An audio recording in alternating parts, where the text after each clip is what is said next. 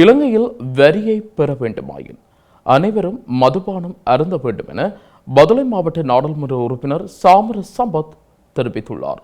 அத்துடன் மதுபானத்தின் விலையை குறைக்க வேண்டும் எனவும் சாமர சம்பத் ஸ்ரீலங்கா நாடாளுமன்றத்தில் வலியுறுத்தியுள்ளார். வெங்காயம் மற்றும் உருளைக்கிழங்கு மீதான வரியை விதிக்குமாறு 3 மாதங்களுக்கு முன்னரே நான் குறிப்பிட்டேன். காலநிலை சீர்கேடுகளுக்கு மத்தியில் அரசாங்கம் தற்போது வரி விதித்துள்ளது. இதனால் விவசாயிகள் மிக வேகமாக பாதிக்கப்பட்டுள்ளார்கள். மக்களை நெருக்கடிக்குள்ளாக்கும் வகையில் தான் அரசாங்கம் தீர்மானங்களை எடுக்கிறது. பொன்னி சம்பா மற்றும் பிரிதொரு வகையான அரிசியை இறக்குமதி செய்ய வர்த்தகமானி அறிவித்தல் வெளியிடப்பட்டுள்ளது. அரசாங்கத்துக்கு இணக்கமான வர்த்தகர்களுக்கு மாத்திரமே அனுமதி வழங்கப்பட்டுள்ளது. 5 நாட்களுக்குள் இந்தியாவிலிருந்து கொழும்பு துறைமுகத்துக்கு அரிசி தொகை கொண்டு வரப்பட்டுள்ளது. இதிலும் ஒரு முறைகேடு இடம்பெற்றுள்ளது. வர்த்தக அமைச்சருக்கு இணக்கமான மாணவர்களுக்கு மாத்திரமே அரிசி இறக்குமதிக்கான அனுமதி வழங்கப்பட்டுள்ளது. மதுபானங்களுக்கு வரி விதிப்பது பற்றி தற்போது பேசப்படுகிறது. வரி பெறுவதாயின் முதலில் மக்கள் மதுபானம் அருந்த வேண்டும். அதிவிசேஷ சாராய போத்தல் ஒன்றின் விலை 4600 ரூபாய். எவ்வாறு மது அருந்துவது?